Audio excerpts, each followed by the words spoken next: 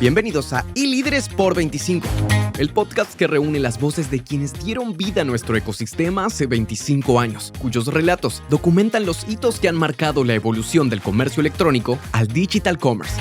Ponte cómodo, estás por escuchar un testimonio único que define a nuestra industria.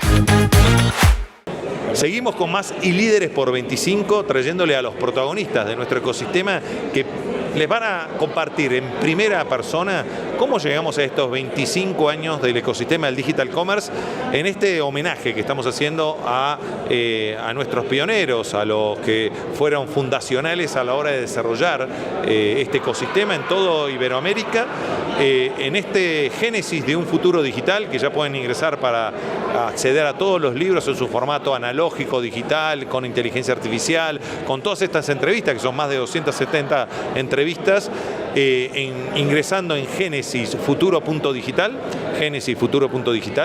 y van a poder aprovechar este homenaje que tiene como objetivo entender el pasado para dominar el presente y estar preparados para lo que se viene, para surfear, para montar los tsunamis que tendremos por adelante. Pero antes de empezar, Sergio, ¿te imaginas que estuviéramos hablando de 25 años del ecosistema del digital commerce?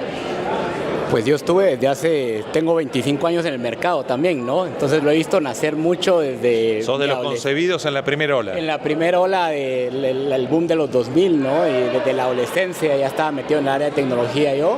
Y pues he tenido la suerte de fundar varias compañías, ser el sitio de varias de ellas, trabajar con fondos de inversión. Entonces, ver todo este como boom ahora y que sigue creciendo todo el mercado del ecosistema, ¿verdad? Contanos cómo empezó el Sergio con su contacto digital. En el caso mío empecé con una Spectrum 32K, una Sinclair Spectrum en cuarto grado, que era de un amigo, después pasé a la Commodore 64, pero en el caso tuyo, ¿cómo fue tu primer contacto con digital? Lo mío, al inicio, pues básicamente siempre me gustó todo el tema de electrónica, todo el tema digital. Mi primer computadora fue una Compaq Presario. Ah, bueno, palabras mayores, ¿no? Sí. Ellos ya era el Rolls Royce de los motores. Sí, tendría, no sé, tal vez como 11, 12 años. Empecé a programar en BASIC muy a temprana edad, jugar con DOS, cómo construir. ¿Y cuál fue tu primera escudería karting? ¿Mi primera escudería? Tu primera escudería karting, ¿con cuál empezaste a facturar, a ganar plata con digital? Con digital, hace muchos años, inicios de los 2000, sí. Fundamos una compañía que era básicamente diferentes dominios verticales. Teníamos dominios como fútbol.com, deportes.com y desarrollamos... El concepto de portales. Portales, básicamente, ¿verdad? Y eran portales de contenido que vos accedías, era lo que llamábamos la web 1.0. La web 1.0, desarrollábamos nuestro contenido, teníamos de todo tipo y al final el concepto eran como revistas digitales, ¿no? Okay. Y descubrimos que se monetizaba a través de publicidad, entonces empezamos a vender publicidad, generar usuarios y así fuimos construyendo esa compañía inicial. Y Sergio, en estos 25 años, ¿cuáles serían para vos los tres momentos que fueron los que aceleraron en Iberoamérica el crecimiento, la madurez de nuestro ecosistema? Tenés el boom de los buscadores, el boom de las redes sociales, el boom de retail media, el boom de el boom de los smartphones, de los todo lo que era mobile, marketplaces, las super apps. ¿Cuáles son para vos los tres momentos más importantes que fueron un antes y un después? Y te voy a sacar la pandemia. Te dejo pandemia por fuera. Yo te diría primero, o sea, al menos en mi época, el tener acceso al buscador, Google, Yahoo, todo lo que había en ese entonces fue lo primero, el poder tener acceso a esa información. El chat, sí, el IRC, todo esto, o sea, el conectarte. La parte de, si queremos, la interoperabilidad que te permitía eso, pero los buscadores, el boom de los buscadores, ¿lo pones más por el SEO que por el SEM? O sea, la posibilidad que por orgánico muchos emprendedores, muchas empresas que no tenían capital para poder generar tráfico, pudieron acceder al tráfico a partir de los contenidos que tenían o del posicionamiento que generaban. Sí, totalmente. Fue parte del por qué empezamos esos portales, ¿no? Porque al final todo eso se indexaba en Google, se indexaba en otro tipo de buscador. Te terminabas monetizando el tráfico, ¿no? Correcto, pero, sí. Para muchos, Mercado Libre de por medio, si uno se pone a analizar, o los Mercado Libres de por medio, OLX es un ejemplo claro, el orgánico, el SEO, era el principal activo que tenían, y por eso generaban el tráfico que generaban y después lo terminaban monetizando con la oferta que ofrecían. Pero el 100%. tráfico, en vez que estar usando la plata de sus inversores para generar tráfico como modelo de CPA, iban directamente generando tráfico a través de los modelos orgánicos que requerían menos inversión, trabajo pero menos inversión. 100%, 100%. Yo te diría que ese primer acceso a información y digitalizar fue el primer boom, ¿sí? O sea, que se vio fuerte. Lo siguiente que te diría yo, ya vi la ola, sobre todo en Latinoamérica, Iberoamérica, sí, es el acceso más fácil a smartphones, ¿no? A teléfonos, sí, donde podías navegar, y ahí es donde viene un boom. Y ahí lo pones en la línea de tiempo del absoluto, 2007, cuando sale el iPhone 4, el iPhone como device, como hardware, o lo que generó los smartphones, que se transformaron en inteligentes no por conectarse a internet, sino por las aplicaciones que se generaron después. Esos ecosistemas abierto y cerrado, ¿te acordás del concepto de jardín abierto, jardín cerrado, de iOS, Android y de todo lo que vino después? Porque no nos olvidemos que sobre ese mobile, sobre esa revolución, sobre ese concepto de mobile first, empezaron las super apps, empezaron WhatsApp, se potenció la revolución de las redes sociales, empezó a haber una ubicuidad y modelos de negocios que se montaron sobre eso, porque TikTok, Instagram nunca hubieran existido si no estuviera el device.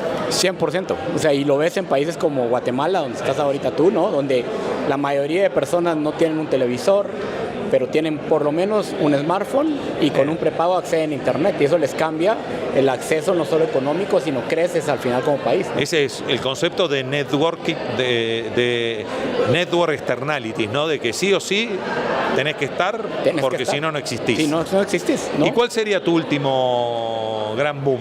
Yo te diría que en este momento el boom que estamos viviendo, o sea, yo que he estado muy de cerca de la tecnología, AI ya dejó de ser una promesa de hace 40 años, sí, ahora ser ubicua, ¿no? O sea, sí, ChatGPT es impresionante.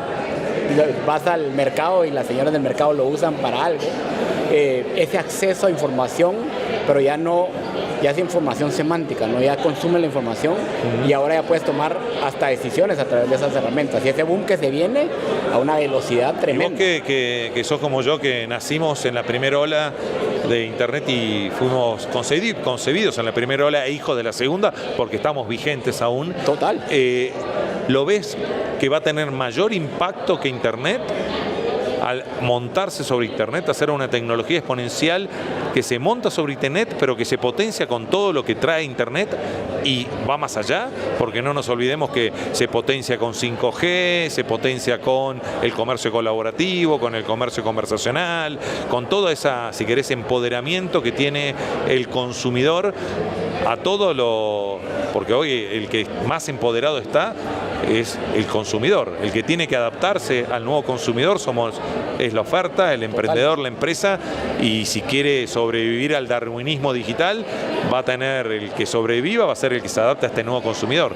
¿Ves que la inteligencia artificial va a ser mucho más disruptiva a nivel de cadena de valor que lo que fue internet hasta ahora? Sí, totalmente, porque va aplicada en todas las capas de cómo operan las compañías y cómo opera la sociedad al final de cuentas, ¿no? O sea, vas a pasar de un acceso que era caro, por ejemplo, un tutor para un niño, que hoy en día te cuesta muy caro, a un tutor personalizado que te va a costar $20 al mes. Bueno, ahí me diste el pie, Sergio, para un tema que vos lo viviste y yo lo viví, que es los paradigmas que trajo internet, ¿no? Los 3 paradigmas que trajo internet: uno fue en el comercio electrónico, en el trabajo, el teletrabajo, y en la educación por internet, el e-learning. Eso en el 99. Y tuvimos 25 y seguimos al día de hoy adaptándonos a esos paradigmas. Hoy la inteligencia artificial trae 3 paradigmas nuevos que se montan sobre los viejos, pero los potencian, que es, recién lo mencionabas, la educación autónoma, sí, en el comercio autónomo, y en la, si queremos trabajo, el trabajo autónomo. ¿Cómo ese cambio de interfaces, porque va más allá que el cambio de interfaces, porque hemos vivido de pasar, vos viviste conmigo, de pasar del teclado al mouse, del mouse a la pantalla touch, y hoy vamos a pasar a estos dispositivos que son los wearables, con Por inteligencia artificial, reconocimiento de voz y realidad aumentada. Es un intercambio es una evolución de interfaces donde tenemos que siempre van a haber personas de carne y hueso detrás de la oferta y detrás de la demanda, y los que van a consumir son personas y los que van a atender son, no sé si personas, pero alguien operado por personas, o es algo más allá de eso, el cambio que vamos a vivir, más profundo. Yo te diría que el cambio principal va a ser que como humanos nos vamos a aumentar más, ¿no? Vamos a ser capaces de descubrir más valor en la sociedad para todos. Eso es lo que miro yo en el cambio hoy en día, ¿no? Entonces, esos tres sea, puntos, la inteligencia artificial aumentada, ¿no? Va a aumentar nuestras capacidades, no solo pasa por ser más... Vamos a tener superpoderes. Superpoderes, básicamente. Yo lo estoy viviendo, por ejemplo, cuando desarrollas tecnología, desarrollas 10 veces más rápido, aprendes más cosas más rápido, dejas algo autónomo corriendo para atender a un cliente, hablando de servicio al cliente. Entonces yo sí soy muy fundamental, sobre todo en cuanto a cómo servimos al humano, porque al final son humanos los que consumen, ¿no? Y atrás van a haber humanos y los negocios son humanos. Y no nos olvidemos de algo, ¿no? Aumentar esto, ¿no? Me gusta, Sergio, la analogía que estás haciendo. Esto un poco que lo vivimos con las super apps. Si te pones a pensar, las super apps nos trajo de por medio el hecho de que antes, y vos lo viviste, para llegar a algún lugar, sacábamos una guía Filcar o una guía, la Michelin, si viajabas a Europa, y con eso, con un montón que tenían cuadrantes y ubicaciones, vos tenías mapas e ibas llegando a donde tenías que llegar solo o con un copilot humano que te iba dirigiendo, diciéndote con un mapa por dónde tenías que ir. Después vino una aplicación como Google Maps o como Waze que te terminó ayudando a llegar hasta donde vos querías llegar, ayudando a encontrar lo que vos querías encontrar, ayudando a un montón de cosas que la app pasó a ser ese superpoder, pero no con una interfase tan amigable y con un lenguaje natural. Tenías que aprender a utilizar la app para poder, con mucha usabilidad, para poder terminar llegando a las cosas. Y después empezaron a ver los modelos colaborativos. Creo que jamás nos hubiéramos imaginado hace 25 años atrás el que íbamos a ir a la casa de un extraño y usar la casa de un extraño, subir al auto de un extraño y hacer todo lo que hacemos hoy de ver televisión o ver contenidos on demand en el momento que querramos. Y estamos en el fondo haciendo lo mismo que hacíamos antes, pero de distinta manera. Sí, 100%. O sea, es un cambio de paradigma total, ¿no? En cómo la sociedad opera. Al final de cuentas, de cómo la tecnología te lo habilita, y esta tecnología que al final el valor que va a crear en cómo generamos sociedad, y ahí es donde el humano es importante, ¿no? Para no perder esa conexión también. Bueno, yo te voy a dejar respondiendo una pregunta porque te voy a hacer un homenaje. Es un homenaje que le hago a pocas personas. Pero te vas a tener que responder esta pregunta mientras yo voy a buscar algo que te va a sorprender.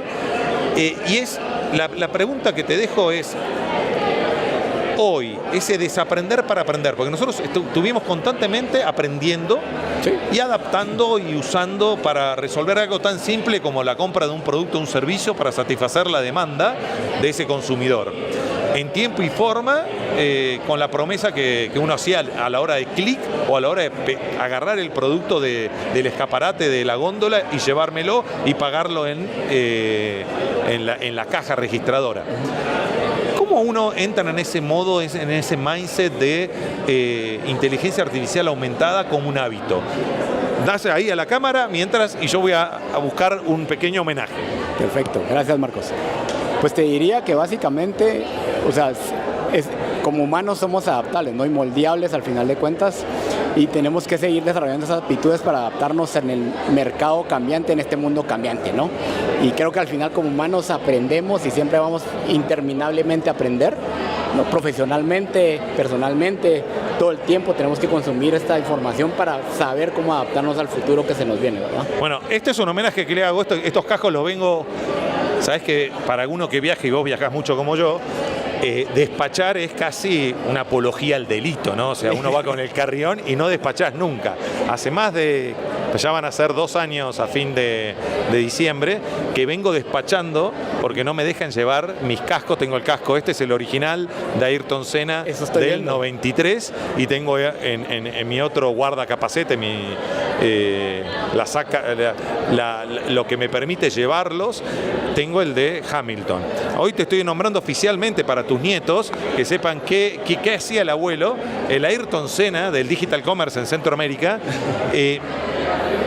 Porque es un homenaje a los que nos han permitido estar acá, porque esta construcción colaborativa no fue una evolución espontánea, fue un caminar, mucho camino recorrido y muchos Quijotes y Sancho Panza que estuvimos desarrollando y trabajando constantemente, consistentemente, con disciplina, en el poder construir este ecosistema que tenemos hoy. Para cerrar, si tuvieras que resumir estos 25 años en una frase, que te salga de las entrañas, del corazón, ¿cuál sería esa frase? Siempre sigue aprendiendo y construyendo hacia el futuro, ¿verdad? Porque el futuro siempre va a ser mejor. Bueno, un gusto. Gracias por sumarte en este homenaje de iLeaders por 25. Y si les pareció interesante esta entrevista, si nos están viendo en los canales oficiales, es un video podcast, y si nos están escuchando, es un podcast en Spotify. Así que sigan con más iLeaders por 25, donde los protagonistas nos cuentan cómo llegamos a estos 25 años de ecosistema del Digital Commerce en Iberoamérica. Y entren en genesisfuturo.digital, donde no solamente estas más de 200 entrevistas, sino los 25 libros están en todos sus formatos, analógico y digital, para que ustedes puedan entender el pasado, para dominar el presente y estar preparados para lo que se viene, para surfear, para montar los tsunamis que tendremos a futuro. Seguimos con más iLeaders por 25. Buenísimo. Gracias por unirte a iLeaders por 25. Si este contenido te ha gustado, compártelo para que más personas puedan navegar el origen de nuestro Digital Commerce. No olvides suscribirte para no perderte las próximas conversaciones con los líderes que continúan escribiendo la historia de nuestro ecosistema. Hasta la próxima, donde seguiremos explorando, aprendiendo y construyendo el futuro digital juntos en iLeaders por 25.